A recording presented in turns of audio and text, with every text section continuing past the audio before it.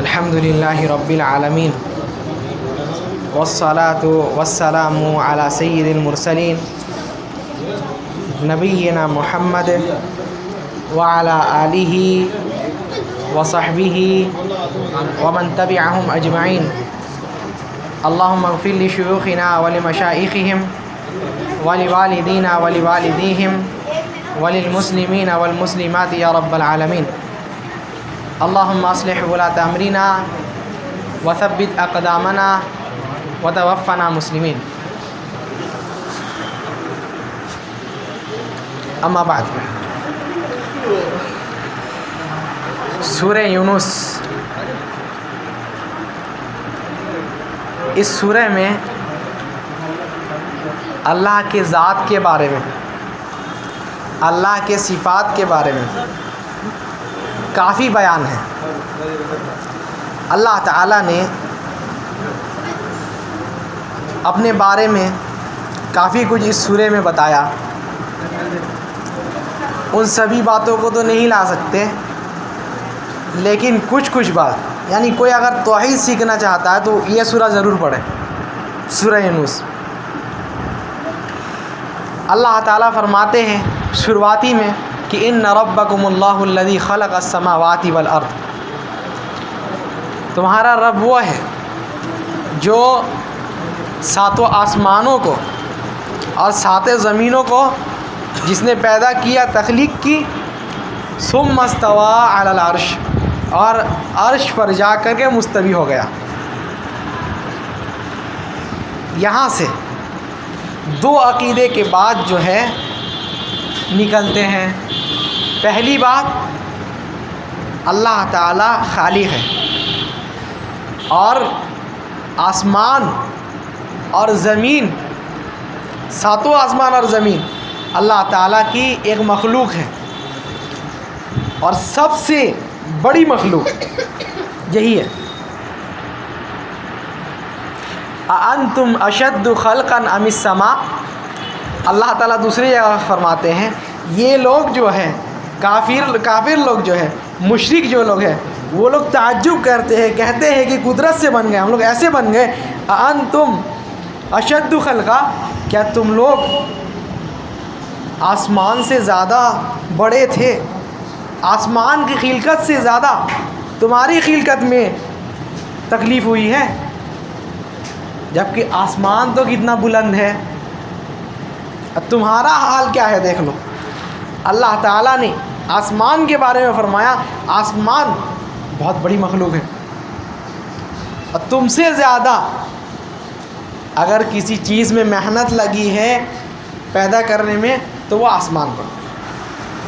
پہلی چیز اللہ تعالیٰ نے خلقت فرمایا، آسمان اور زمین کو بنایا. دوسری بات یہ سمجھ میں آتی ہے کہ اللہ تعالیٰ عرش پر مستوی ہے، ہر جگہ نہیں ہے، عرش پر مستوی ہے.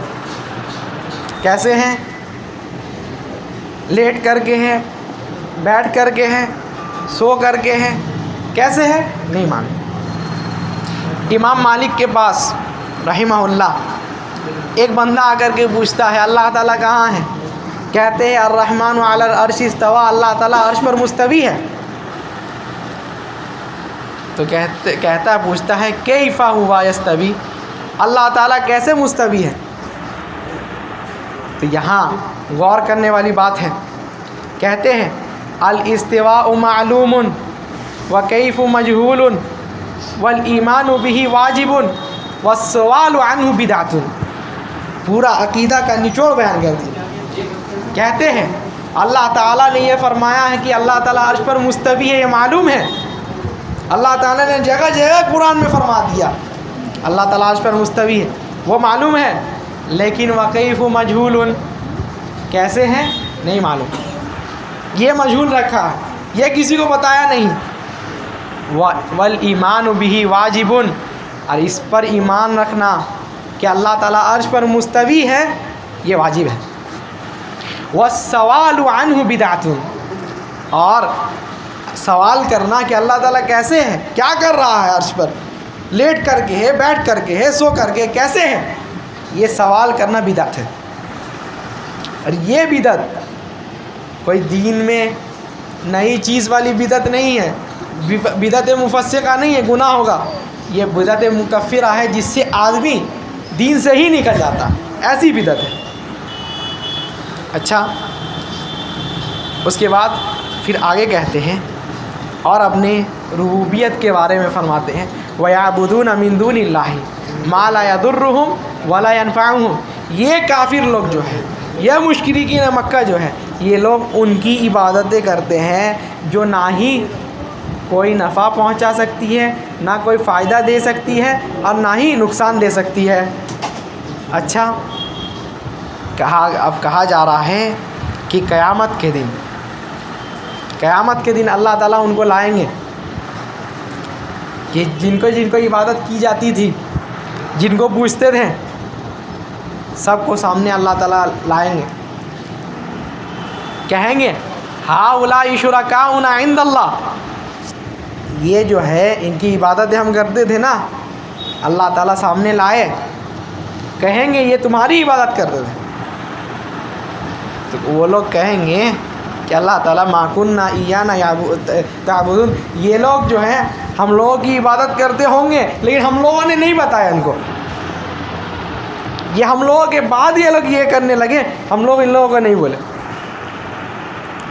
تو جن کی عبادت کرتے تھے، جس پتھر کو پوجتے تھے، اس کو بھی جہنم میں پھینک دیا جائے گا اور اس کو بھی جہنم میں پھینک دیا جائے گا، عبادت کو بھی، عابد کو بھی، معبود کو بھی، دونوں کو جہنم میں پھینک دیا۔ کیوں؟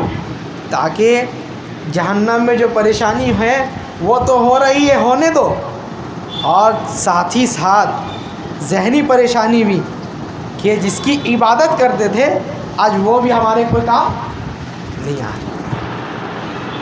ذہنی پریشانی بھی اور جسمانی پریشانی بھی۔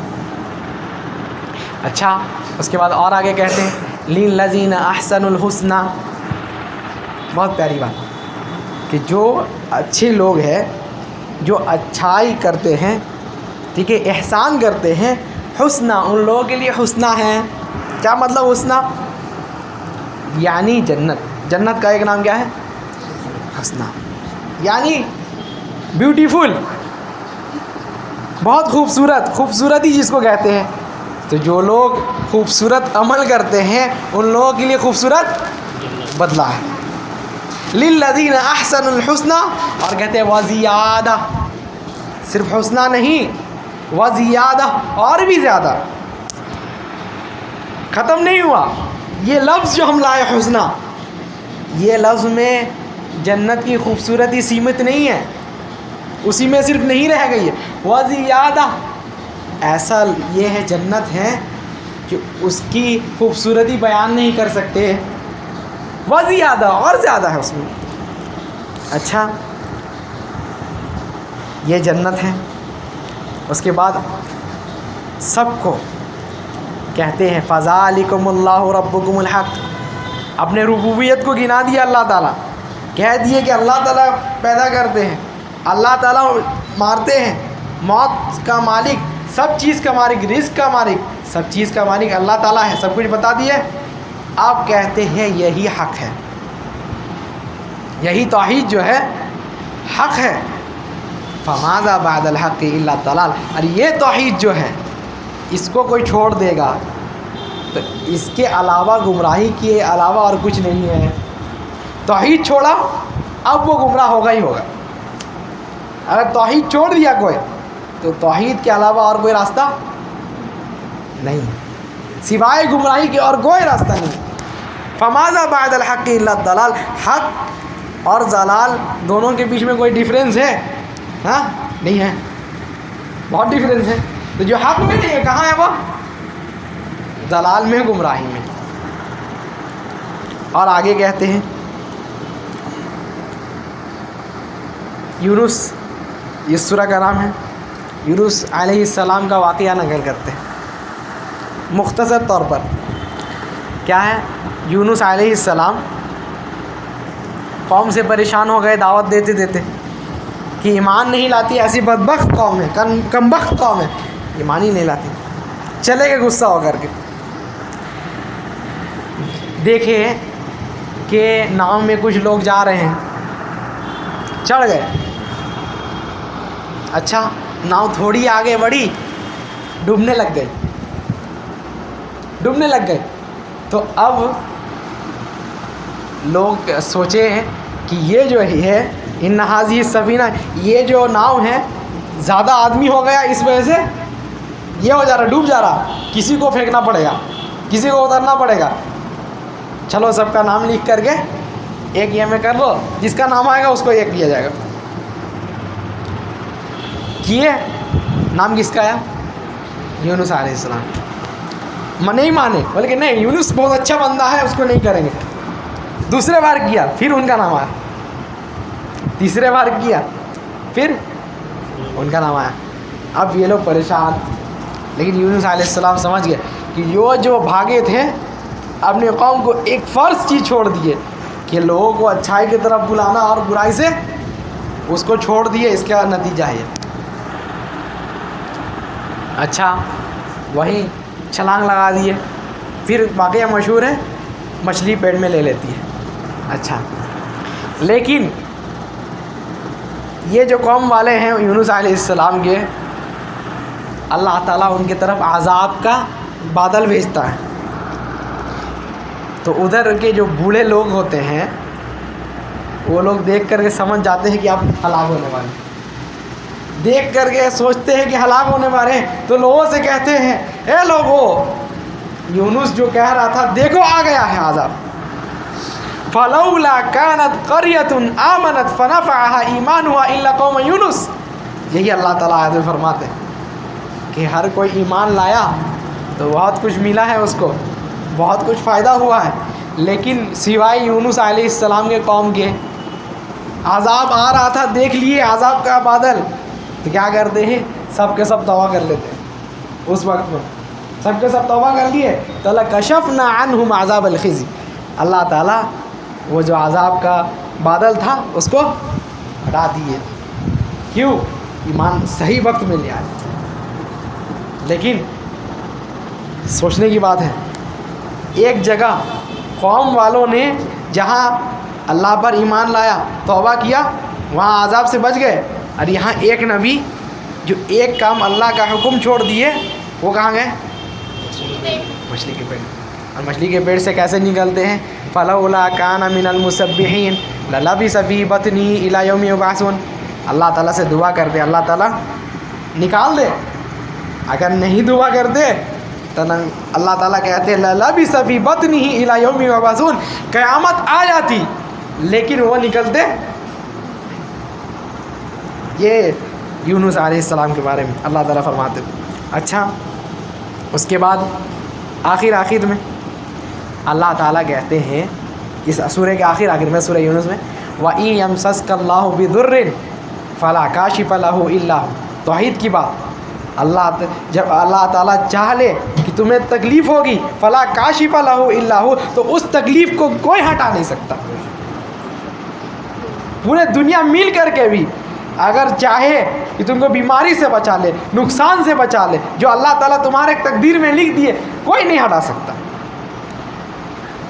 بھوپال کے سب سے بڑے ہسپتال میں بھی چلے جاؤ، کوئی نہیں بچا سکتا. بڑے ڈاکٹر کے پاس چلے جاؤ، نہیں بچا سکتا. وَإِن يَمْسَسْكَ بِخَيْرٍ فَلَا رَادَّ لِفَضْلِهِ. اور اللہ تعالیٰ اچھا چیز دینا چاہے، نعمت دینا چاہے تو اس کو بھی کوئی ٹال. آج آدمی کیا سوچتا ہے، یہ آ گیا منحوس، اس وجہ سے میرا کاروبار خراب ہو گیا. وَإِن يَمْسَسْكَ بِخَيْرٍ فَلَا رَادَّ لِفَضْلِهِ. اگر اللہ تعالیٰ اگر خیر دینا چاہے، تمہارے ساتھ خیر کرنا چاہے، تو پوری دنیا مل کر کے بھی، پورے بھوپال والے، بنگال والے سب مل کر کے بھی تم کو شر نہیں دے سکتی، نقصان نہیں پہنچا سکتی. یہ توحید کی بات ہے، موٹی بات جو اللہ تعالیٰ اس سورہ میں فرماتے. اس لیے بولے کہ جو توحید سیکھنا چاہتا ہے وہ سورہ یونس میں ہے. اچھا اب سورہ ہود میں آتے ہیں. اللہ تعالیٰ نے کئی قصے بیان کیے ہیں نبیوں کے، لیکن اس میں نہیں جاتے. ایک چیز جو اللہ تعالیٰ انسانی فطرت کے بارے میں بتایا، کیا؟ وَلَئِنْ أَذَقْنَا الْإِنسَانَ مِنَّا رَحْمَةً ثُمَّ نَزَعْنَاهَا مِنْهُ. ہم اگر انسان کو کچھ رحمت دے دیے، اپنا فضل دے لیے، نعمت دے دیے، ثم نزعناها من، اور اس نعمت کو کچھ وقت کے لیے چھین لیے. ابھی بہت سیلنگ ہو رہا ہے، کاروبار بہت اونچا چل رہا ہے، لیکن کیا ہے ثم نزعناها من، تھوڑا ڈھپ کر دیے کچھ وقت کے لیے، تو کیا ہے انه لیئوس کفور، انسان مایوسی کا شکار ہو جاتا ہے اور کفر کر کے بیٹھتا ہے. اللہ تعالیٰ کی جتنی نعمتیں ہیں سب بھول بیٹھتا ہے اور مایوسی کا شکار بن جاتا ہے، مایوس ہو جاتا ہے، اور مایوسی کفر ہے. اچھا اور فرماتے ہیں وَلَئِنْ أَذَقْنَاهُ نِعْمَاءَ بَعْدَ ضَرَّةٍ.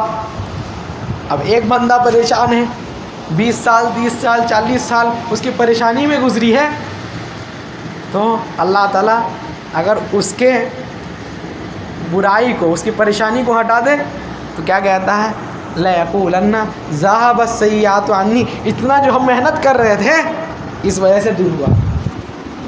اللہ کا کوئی کام نہیں. إِنَّهُ لَفَرِحٌ فَخُورٌ، خوش ہو جاتا ہے اور تکبر کرنے لگتا. یہ نہیں سوچتا کہ اللہ تعالیٰ دی. اچھا کون نہیں کرتا بھائی؟ کون نہیں مایوسی کرتا ہے، کفر کرتا ہے، اور نہ ہی فخر و فخر کرتا ہے؟ کون ہے؟ اللہ تعالیٰ فرماتے ہیں إِلَّا الَّذِينَ آمَنُوا وَعَمِلُوا الصَّالِحَاتِ. کون نہیں کرتا؟ سوائے مومن کے. وَعَمِلُوا الصَّالِحَاتِ، اب جو نیک کام کرتے ہیں. اچھا ایک آخری بات، نبی صلی اللہ علیہ وسلم کو اللہ تعالیٰ اسی سورہ میں فرماتے ہیں، سورہ ہود میں فَلَعَلَّكَ تَارِكٌ بَعْدَ مَا يُوحَىٰ إِلَيْكَ. اے نبی صلی اللہ علیہ وسلم، آپ جو یہ دعوت دے کر کے جا رہے ہیں، اب لوگ آپ کو چھوڑ کر کے بھاگے. پہلے حدیثوں غور کرو، ایسا ہے دعوت دیں گے کیا کریں گے لوگ؟ یہ دماغ میں بیٹھا لینا ہے، جب ہم لوگ دعوت دیں گے، کسی کو توحید سکھائیں گے، منہج سکھائیں گے، برائی سے روکیں گے، اچھائی کا حکم دیں گے، تو کیا کرے گا وہ آدمی؟ بھاگے گا.